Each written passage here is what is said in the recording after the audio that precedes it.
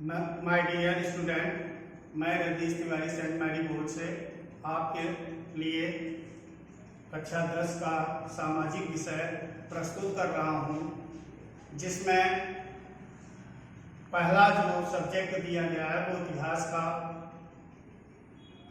उसमें यूरोप में राष्ट्रवाद।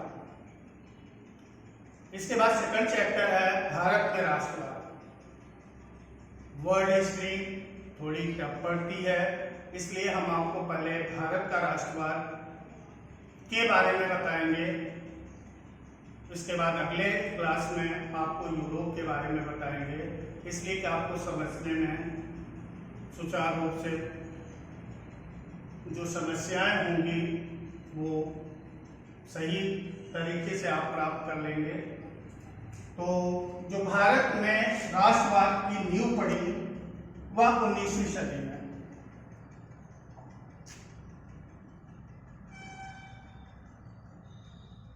भारत में राष्ट्रवाद की जो नींव पड़ी वो 19वीं सदी में, लेकिन अगर देखा जाए तो हम इसका प्रादुर्भाव हम पाते हैं भारत में नवजागरण से। राजा राममोहन राय, जो कि नवजागरण के जनक कहे गए हैं,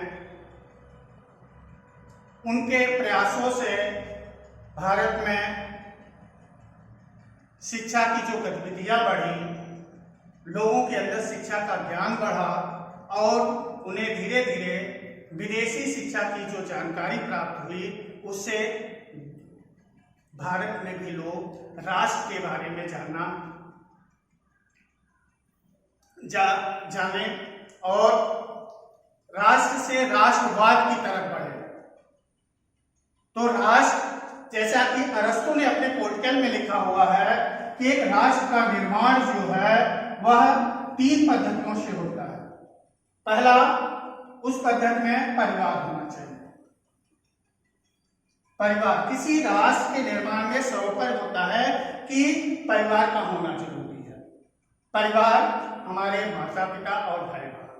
इसके बाद परिवारों का समूह, परिवारों का समूह है। और फिर उन्होंने राज्य को जन्म दिया। राज्य के बारे में बताया कि परिवारों के समूह और फिर राज्य का जन्म होता है। इसलिए उनके जो पूर्वज, उनके गुरु जो थे सुकरात, प्लेटो, उन्होंने केवल सोशलिज्म समाजवाद के बारे में बताया था, लेकिन अरस्तु ने पहली बार राजनीति को रखते हुए उन्होंने राज्य के निर्माण के बारे में बताया है। तो वहीं 1882 ईस्वी में आधुनिक लेखक रेनन ने भी राष्ट्र के बारे में जानकारी दी कि राष्ट्र है क्या। तो राष्ट्र का निर्माण परिवार और परिवार का समूह, दादा दादी, नाना नानी, पांडे जी, शर्मा जी, इनसे, और जब यह एक यूनिटी समुदाय बन जाता है तो यही समुदाय ही एक राज्य का जन्म देता है। और राष्ट्र के बाद राष्ट्रवाद जब आता है तो उस समुदाय द्वारा अपने अधिकारों को प्राप्त करना ही क्या कहलाता है? राष्ट्रवाद है। चाहे वो आध्यात्मिक रूप से प्राप्त करें, चाहे वो राजनैतिक रूप से प्राप्त करें, चाहे वो शैक्षिक रूप से, चाहे धार्मिक रूप से, जो भी समुदाय के द्वारा अपने अधिकारों को प्राप्त करना ही राष्ट्रवाद है। लेकिन जब राष्ट्रवाद में किसी की कठिनाइयां उत्पन्न हो जाती हैं, उनके अधिकारों का हनन होना शुरू हो जाता है, तब क्या होता है कि जनता एक रूप धारण करती है जिसे क्रांति का नाम दिया गया है। भारत में पहली बार अगर क्रांति हुई थी तो 6 अप्रैल 1918 में अहमदाबाद नील मजदूर आंदोलन के लोगों ने पहली बार स्ट्राइक जैसे शब्द को लाया, हड़ताल जैसे शब्द को लाया। लेकिन वह अपने अधिकारों के लिए है, लेकिन उन्हीं अधिकारों के लिए अगर देश लड़ता है तो वह क्रांति और एक राष्ट्रवाद का रूप धारण कर लेता है। तो भारत में जब लोगों को राष्ट्रवाद की जानकारियां प्राप्त हुई, शैक्षिक नीतियों से, धार्मिक नीतियों से, तब उन्होंने भारत में राष्ट्रवाद राष्ट्रवाद का नींव डाला और यह नींव जो है वह भारत में 1917 से माना जाता है। सत्याग्रह के साथ, गांधी जी के सत्याग्रह से माना जाता है। चंपारण में पहली बार गांधी जी ने सत्याग्रह किया और वही जाकर के भारत में अधिकारों का पहली बार अपने अधिकारों की मांग की शुरुआत हुई, जिसमें आप सभी जानते होंगे कि 1915 में जब गांधी जी आए और भारत का भ्रमण किया, उनके राजनीतिक गुरु गोपाल कृष्ण गोखले जी थे। गोखले ने उन्हें अफ्रीका से यहाँ बुलाया और यहाँ की गतिविधियों के बारे में जानकारी दी, लेकिन दुर्भाग्यवश था उनकी उसी समय मृत्यु हो गई। लेकिन उनका जो समर्थन था वह मालवीय जी से प्राप्त हुआ। मालवीय जी ने उन्हें भारत की राजनीति में प्रवेश करने के लिए लखनऊ अधिवेशन में आमंत्रित किया। दिसंबर 1916 में गांधी जी लखनऊ अधिवेशन में भाग लिए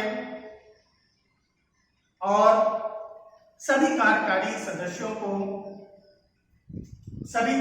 सदस्यों को सब अनेक कार्य दिए गए, सबको दिए गए, लेकिन गांधी जी को कोई कार्य नहीं दिया गया। इस समय गांधी जी का ऐसा रूप था जैसे क्रिकेट में 12वें प्लेयर का। क्रिकेट में तो 12 प्लेयर का नाम होता है, एक पानी देता है और 11 खेलते हैं, लेकिन जरूरत पड़ती है तो कभी वो क्या करता है, फील्डिंग भी कर लेता है, रनिंग भी कर लेता है, लेकिन वह 11 के क्षेत्र में नहीं आता है। उसी तरह से कार्यकारिणी समिति ने गांधी जी को कोई काम नहीं दिया, लेकिन कार्यकारिणी समिति में वह सदस्य के रूप में कार्यरत थे। लेकिन भारत का सौभाग्य बदलने वाला था और भारत को स्वतंत्र होना था, इसीलिए एक देवदूत के रूप में उस कार्यकारिणी में मालवीय जी के सामने बिहार के चंपारण से राजकुमार शुक्ल का आगमन होता है और उन्होंने मालवीय जी से बार बार कहा कि मैंने आपको प्रत्यावेदन किया हुआ था, बार बार पत्र लिखा था, लेकिन वहां की जो समस्या है तिनकटिया पद्धत, वह पद्धत जिसपे 3/20 का भाग जो होता था 3 भागों में बटा होता था, जिसके 3 भागों पर अंग्रेज क्या करते थे, अंग्रेज जो थे वो कार्य करते थे, मतलब अपनी किसानी खेती करवाते थे, अपने मनपसंद बीज का उत्पादन कराते थे और बचे हुए 1/4 भाग पर कौन, भारतीय किसान कार्य करते थे। तो उस समय चंपारण में नील का उत्पादन कराया जा रहा था तिनकटिया पद्धति से, लेकिन भारत में रासायनिक नीलों का उत्पादन हो रहा था और विदेशों से आगमन हो गया था, जिसके कारण इसका महत्व अब कम हो चुका था। लेकिन चंपारण जिला के कलेक्टर द्वारा यहाँ पे उसका लगान लिया जा रहा था। इसी के विरोध में वहां के किसानों ने आंदोलन किया कि तिनकटिया पद्धति को समाप्त किया जाए और